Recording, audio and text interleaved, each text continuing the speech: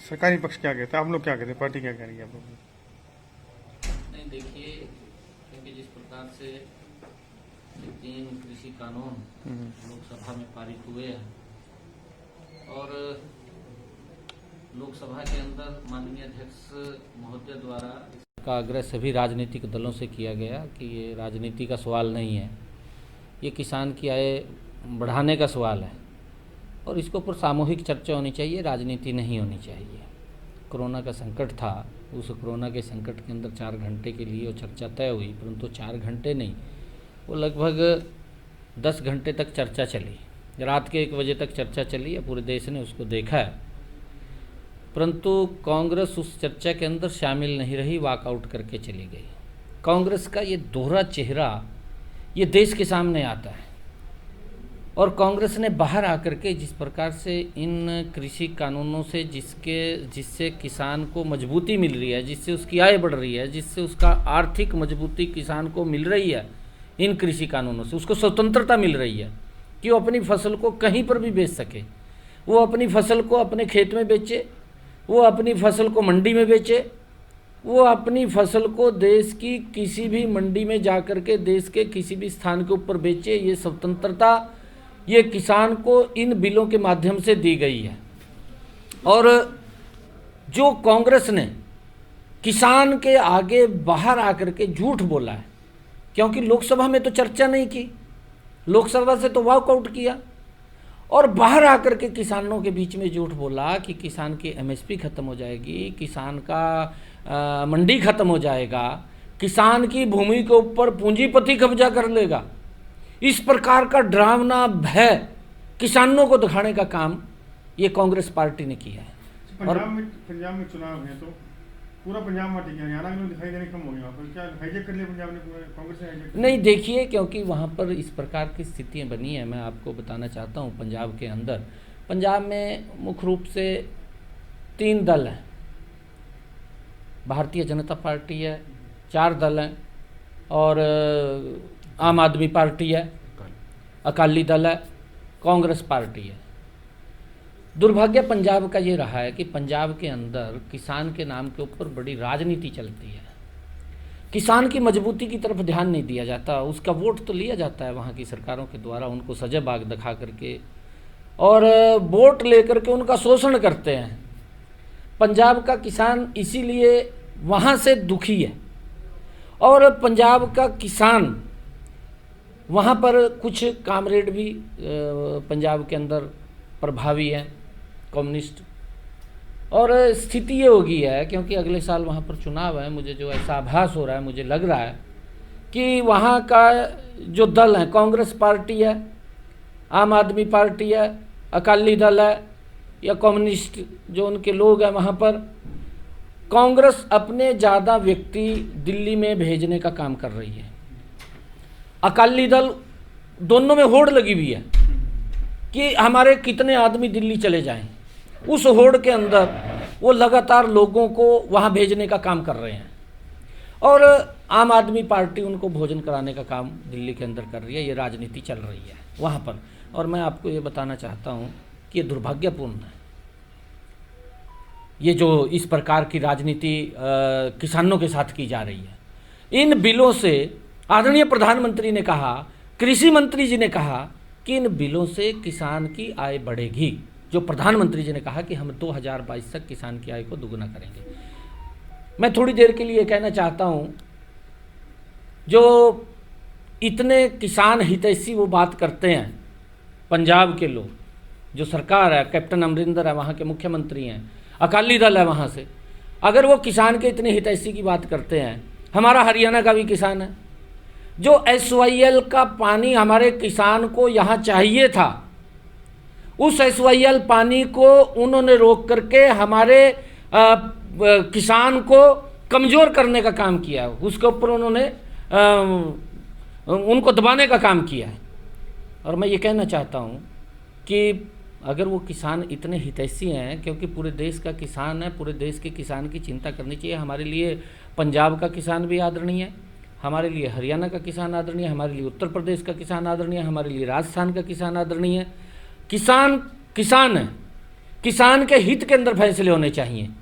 एक तरफ तो इन लोगों का दोहरा चेहरा सामने आता है, कांग्रेस पार्टी चाहे राहुल गांधी है, और यहाँ तक कि हमारे हरियाणा के नेता वो प्रभारी थे पंजाब के, और पंजाब में जाकर के बोलते हैं कि SYL का पानी हरियाणा को नहीं देंगे, सुरजेवाला साहब ये बात बोलते हैं, और हरियाणा में आकर के उसकी वकालत करते हैं। इस प्रकार का दोहरा चेहरा कांग्रेस का वो देश के सामने, किसानों के सामने आ रहा है। मैं ये अपील भी करना चाहूँगा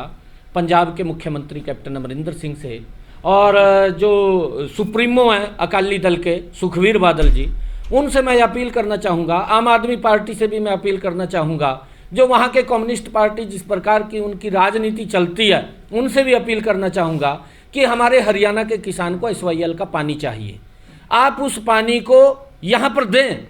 मेरे किसान को आवश्यकता है, आज हरियाणा के किसान को उस पानी की आवश्यकता है, क्योंकि उस पानी से मेरे किसान के खेत में जो हमारा हिस्से का पानी है, हम उनका नहीं मांग रहे हैं, हम अपने हिस्से का मांग रहे हैं, जो पंजाब ने दबा रखा है। मैं पंजाब के किसानों के आगे भी नम्र निवेदन करता हूं कि पंजाब बड़ा भाई है, पंजाब के किसान बड़े आदरणीय हैं, उनसे भी निवेदन मैं ये करना चाहूँगा कि हमारे हिस्से का, हमारे किसानों को वो पानी दें। जो पानी वहाँ रोका हुआ है वो हमारे हिस्से का पानी है, और वो पानी मेरे किसान के खेत में आएगा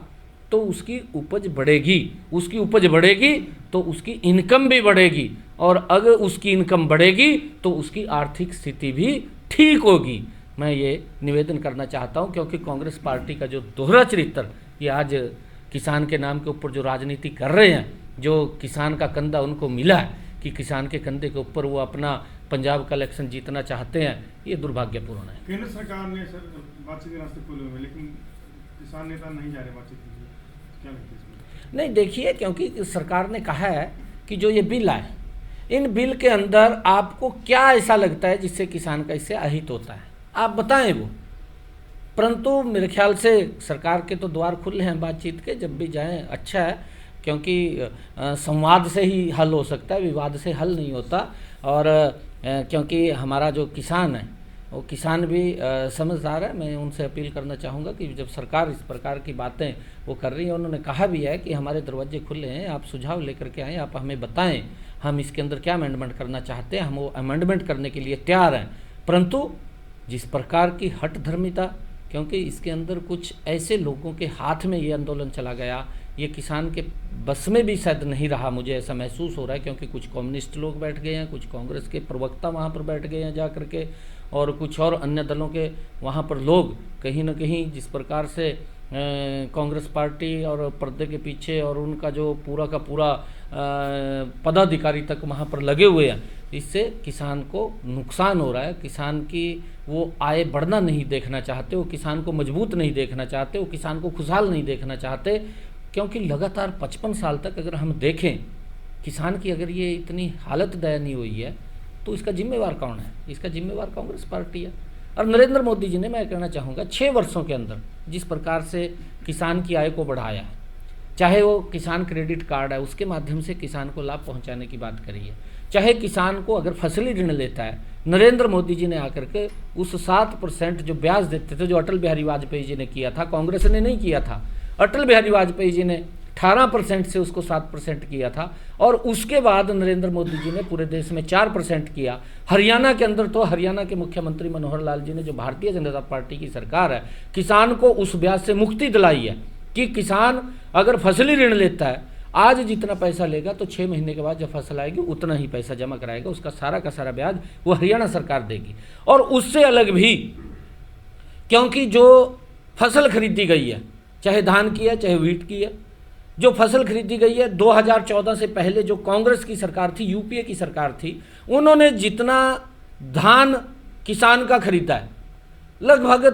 3 लाख करोड़ रुपए का धान, 3000 करोड़ रुपए का धान उन्होंने खरीदा है, और नरेंद्र मोदी जी ने आकर के उसको 5000 करोड़ रुपए का धान खरीदा है। और गेहूं के अंदर उन्होंने 1500 करोड़ का खरीदा है,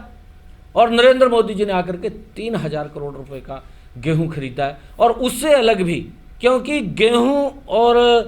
धान ये 2 फसलें केंद्र सरकार खरीदती है। पंजाब के अंदर सिर्फ 2 ही फसलें हैं किसान की जो वहाँ की सरकार खरीदती है, धान को खरीदती है और गेहूं को खरीदती है, जो केंद्र सरकार खरीदती है। केंद्र सरकार उसका सारा का सारा पैसा देती है परचेज के लिए। हरियाणा के अंदर जिस प्रकार से मनोहर लाल जी ने किसान की सूरजमुखी को एमएसपी पे खरीदा है, किसान के बाजरे को एमएसपी पे खरीदा है, किसान की दालों को एमएसपी पे खरीदा है, किसान के जो कपास है उसको एमएसपी पे खरीदा है। पंजाब की सरकार भी मैं कैप्टन अमरिंदर साहब को कहना चाहूँगा कि आप भी किसान की थोड़ी चिंता करें, राजनीति ना करें, आप भी किसान का कपास भी एमएसपी पर खरीदने का वहाँ पर काम करें, किसान की सूरजमुखी भी आप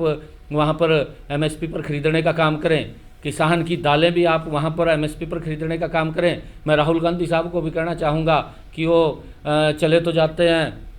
पंजाब में राजनीति करने के लिए, किसान को बरगलाने के लिए, किसान को गुमराह करने के लिए, आप अपने मुख्यमंत्री को और राजस्थान के मुख्यमंत्री को ये आदेश दें कि आप किसान की जिस प्रकार से फसलें हरियाणा के अंदर एमएसपी पर खरीदी जा रही हैं, वो फसलें तो कम से कम एमएसपी पर खरीदने का वहाँ पर काम करें, ताकि किसान मजबूत हो, किसान की जो आर्थिक स्थिति खराब हुई है उस आर्थिक स्थिति में मजबूती आए, वो कम से कम वो तो खरीदे। परंतु राजनीति हो रही है, राजनीति कर रहे हैं, किसान के नाम के ऊपर इलेक्शन लड़ना चाहते हैं। अरे किसान समझ रहा है आज, किसान के नाम के ऊपर कब तक आप बरगड़ाएंगे किसानों को, कब तक उनको गुमराह करेंगे। एक अहम सवाल ये है कि आतंकवादी गतिविधियां शुरू हो गई है, खालिस्तान जिंदाबाद, किसान एकता जिंदाबाद के नारे वीडियो आने विदेशी वीडियोज आ रही है। देखिए क्या लगता है बाहर से फंडिंग हो रही है? जब देखिए ये दुर्भाग्यपूर्ण है कि इस प्रकार का जो षड्यंत्र पहले जब सिटीजनशिप अमेंडमेंट बिल आया था, शाहीन बाग के अंदर जिस प्रकार के वहाँ पर नारे लगे थे, मुझे महसूस हो रहा है कि कांग्रेस पार्टी की ये बड़ी गहरी साजिश है जिससे देश को कमज़ोर करने के अंदर ये लोग लगे हुए हैं। देश को मजबूती की तरफ नहीं, देश को कमज़ोर करने में, देश को तोड़ने के अंदर जो टुकड़े टुकड़े गैंग है वो सारा का सारा वो इस किसान आंदोलन के अंदर बैठा है। आपने देखा है कि अभी वो पोस्टर उन जो जिन्होंने देश द्रोह के अंदर जिनके ऊपर मुकदमे दर्ज हैं उन लोगों की रिहाई के पोस्टर उस किसान आंदोलन के अंदर वो आए हैं। वो दुर्भाग्यपूर्ण है। वो कहाँ पर इस आंदोलन को लेकर के जा रहे हैं। ये किसान का आंदोलन नहीं रहा, ये कुछ और मामला आ गया। किसान की तो आय, किसान को मजबूत करने का जो ध्येय अगर किसी ने लिया तो नरेंद्र मोदी जी ने लिया है। नरेंद्र मोदी जी चाहते हैं कि हम किसान को मजबूत करेंगे, किसान की आय को बढ़ाने का काम करेंगे, और ये लोग किसान के नाम के ऊपर राजनीति कर रहे हैं। Thank you.